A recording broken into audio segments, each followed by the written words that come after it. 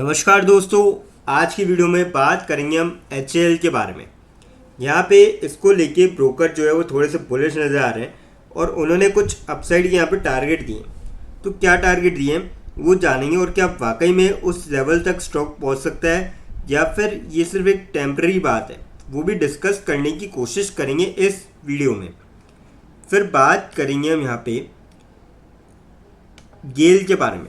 यहाँ पे स्टॉक में आज अच्छा खासा गैप अप आपको ओपनिंग देखने को मिली, तो इसके पीछे की बड़ी वजह जानेंगे और क्या आगे भी अब आपको आने वाले टाइम पे तेजी का दौर जारी रहते हुए देखने को मिल सकता है और क्या जो गिरावट का दौर है वो थमता हुआ नजर आ सकता है या फिर ये एक टेम्पररी तेजी थी, ये भी साथ में डिस्कस करेंगे और आपको क्या करना चाहिए वो भी जानने की कोशिश करेंगे।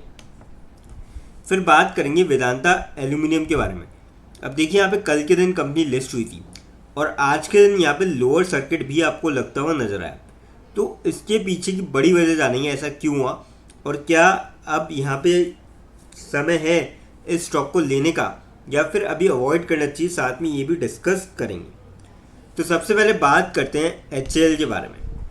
आज के दिन 4260 पे क्लोजिंग देखने को मिली, 0.58% तक स्टॉक चढ़ता हुआ नजर आया और 24.7 रुपीज़ की यहाँ पे माफ़ कीजिए गिरता हुआ नजर आया था और 24.7 रुपीज़ की गिरावट देखने को मिलती है आज के दिन स्टॉक के अंदर। बात कर जाए अपडेट की, yes bank, BEL, Tata motors, BEL यानी कि Bharat electronics, HAL, AEL, Tata power, Paytm shares, MF buy lift, do you own any, यानी कि म्यूचुअल फंड ने यहाँ पे बाय किया है इन सारे स्टॉक्स के अंदर।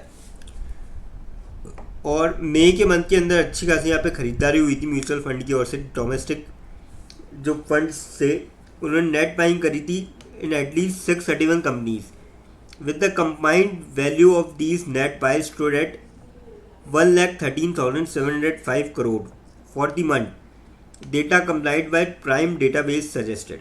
अब देखिए काफ़ी अच्छा अमाउंट जो है इन स्टॉक्स के अंदर म्यूचुअल फंड की ओर से डाला गया है। और देखिए म्यूचुअल फंड कभी भी ऐसे नहीं डालता कि बिना किसी वजह के डाले। अगर म्यूचुअल फंड ने डाला है तो कहीं ना कहीं आपको अब जो है इनमें रिकवरी देखने को मिलेगी और नई तेज़ी अब जल्दी ही बनते हुए नज़र आ सकती है। तो मेरे ख्याल से इन स्टॉक के साथ आप जा सकते हैं। हालांकि मैं ये ज़रूर मानूंगा कि बीते अगर आप 5 दिनों में देखोगे तो यहाँ पे 0.18% की नेगेटिव रिटर्न है, थोड़ा सा स्टॉक गिरा है। बीते महीने भर की अगर बात करी जाए यहाँ पे तो 1.5% की गिरावट भी आई है। अब वो सभी को पता है यहाँ पे रुपीज़ काफ़ी ज़्यादा वीक हो चुका था, पर अब जैसे कि US और ईरान में पीस डील हो चुकी है जो कि फ्राइडे को हो चुकी थी, तो इसका काफ़ी पॉजिटिव इम्पैक्ट जो अभी आपको देखने को मिला फ्राइडे के दिन, मंडे के दिन, और आज भी थोड़ा ठीक ठाक आपको मार्केट चढ़ता हुआ नज़र आया। तो मेरे ख्याल से अब जो है गिरावट का दौर ये जल्दी थमते हुए नज़र आएगा और आपको नई तेज़ी जो है बनते हुए नज़र आएगी। तो आप इस स्टॉक को लॉन्ग टर्म के पॉइंट ऑफ व्यू से ले सकते हैं। पर अभी मैं कहूँगा कि अगर कोई शॉर्ट टर्म के लिए सोच रहा है तो स्टॉप लॉस लगाना यहाँ पे बेटर स्ट्रेटेजी रहेगी, क्योंकि देखिए 2 दिन काफ़ी अच्छा चला मार्केट, आज सुबह भी काफ़ी अच्छा था, पर दोपहर बाद यहाँ पे थोड़ी बहुत आपको गिरावट देखने को मिली। तो मेरे ख्याल से शॉर्ट टर्म में जो है आप यहाँ पे स्टॉप लॉस लगाना ज़्यादा बेटर रहेगा, आप लगा सकते हैं स्टॉप लॉस। अब बात करते हैं गेल के बारे में। आज के दिन 176.16 पे क्लोजिंग देखने को मिली, 0.43% तक स्टॉक चढ़ता हुआ नजर आया और 0.75 रुपीज़ की तेज़ी देखने को मिली। आप देख सकते हो अच्छा खासा गैप अप ओपनिंग हुई थी यहाँ पे सुबह 9:15 साढ़े 9 बजे और काफ़ी ज़बरदस्त थी। उसके बाद स्टॉक नीचे गया, जैसे जैसे मार्केट चला फिर वापस से थोड़ी सी हल्की फुल्की यहाँ पे पॉजिटिव में जो है आपको क्लोजिंग देखने को मिलती। बात कर जाए अपडेट की, जो तेज़ी जो गैप अप ओपनिंग की वजह जानते हैं अब इसके पीछे। Petronet LNG jumps 1.5%. GAIL gains as Qatar plans rapid LNG production restart after Hormuz reopening. अब देखिए स्ट्रेट ऑफ हार्मोज यहाँ पे रीओपन हो चुका है और इसका जो है काफ़ी अच्छा इम्पैक्ट भी जो है आपको देखने को मिला है। और मेरे ख्याल से अब जो है ये टाइम है कि आप इस स्टॉक के अंदर जा सकते हैं। अगर आपका लॉन्ग टर्म का पॉइंट ऑफ व्यू है तो डेफिनेटली यहाँ पे आपको ज़बरदस्त तेज़ी देखने को मिल सकती है, तो आप इस स्टॉक के अंदर जा सकते हैं। और कोई शॉर्ट टर्म में भी देख रहा है तो मुझे लगता है कि अब शॉर्ट टर्म में भी यहाँ पे तेज़ी का दौर जो है बनते हुए नज़र आ सकता है, क्योंकि देखिए स्ट्रेट ऑफ हार्मोस खुल चुका है। तो इससे काफ़ी ज़्यादा चीज़ें कि अब पहले जैसे हो सकते हैं कि जो फ्लो बना हुआ था कि पहले इजीली आ रही थी, दिक्कत नहीं हो रही थी, किल्लत जिसे कहते हैं, वो अब मुझे लगता है कि होगी। और ऐसे में जैसे जैसे सप्लाई चेन नॉर्मल होगी वैसे वैसे आपको स्टॉक्स में जो है फ़ायदा होते हुए नज़र आएगा। तो आप डेफिनेटली इस स्टॉक को लॉन्ग टर्म के पॉइंट ऑफ व्यू से और शॉर्ट टर्म के पॉइंट ऑफ व्यू से ले सकते हैं। अब बात करते हैं यहाँ पे HAL के बारे, वेदांता एल्यूमिनियम के बारे में।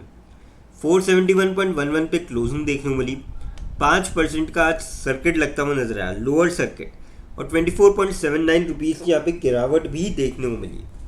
अब देखिए कल के दिन ही कंपनी लिस्ट हुई थी, अगर आप देखोगे 522 पे कल के दिन लिस्ट हुई थी कंपनी, क्योंकि देखिए जिसके पास भी शेयर आया हुआ, जिनके पास भी पहले वेदांता था, उन्होंने स्प्लिट दिया था, 5 अलग अलग शेयर्स आए थे, 4 अलग अलग, तो उनमें से एक वेदांता एल्यूमिनियम भी था। और आप देख ही सकते हो कि कल के दिन भी गिरी और आज के दिन भी यहाँ पे सर्किट लगता हुआ नजर आया, यानी कि जो वैल्यू थी उससे काफ़ी ज़्यादा ऊपर। एक तो वजह ये है क्योंकि 470 500 के आसपास अकेला वेदांता, और आप ध्यान करेंगे अगर जब डीमर्जर हुआ था तब पूरी वेदांता की वैल्यू थी 700 के करीब, तो साफ दिख रहा है कि ओवर वैल्यूड था ये। तो एक तो देखिए वो आप कह सकते हैं, पर दूसरी मेन जो वजह है, Hindalco Nalco Vedanta aluminium shares decline up to 5%। ऐसा क्यों हुआ एल्यूमिनियम मेकर्स के अंदर और ये गिर क्यों रहे? इसके अगर पीछे की वजह देखें, aluminium makers stocks came under selling pressure after aluminium prices in international market dropped in the aftermath of United States and Iran agreeing to a peace deal. तो ये काफ़ी ज़बरदस्त खबर है। और देखिए शॉर्ट टर्म में इसका इम्पैक्ट देखने को मिलेगा, क्योंकि लॉन्ग टर्म में तो नीचे आने ही थे एल्यूमिनियम के प्राइसेस, क्योंकि देखिए जब भी सिचुएशन नॉर्मल होती तो ऐसा तो होता ही। और यही कारण है कि आज आपको देखिए Vedanta aluminium was locked at in a 5% lower circuit. Hindalco का शेयर भी 4.7% तक गिरता हुआ नजर आया था। नेशनल एल्यूमिनियम कंपनी, इनका भी 5.7% तक स्टॉक गिरते हुए नजर आया था। तो ऐसे में मतलब मैक्सिमम जो एल्यूमिनियम स्टॉक्स वो आपको गिरते हुए नजर आए, और यही कारण था। तो यहाँ पे अब आप देख सकते हैं कि अभी मैं कहूँगा कि थोड़ा सा अगर आप इन स्टॉक्स को अवॉइड करो तो ज़्यादा बेटर रहेगा, स्पेशली शॉर्ट टर्म के लिए। लेकिन फ्रेंड्स, यहाँ पे कोई भी इन्वेस्टमेंट करने से पहले फाइनेंशियल एडवाइज़र से कंसल्ट करें या खुद की रिसर्च करें, क्योंकि वीडियो नॉलेज के पर्पज़ के लिए, इन्वेस्टमेंट के लिए नहीं।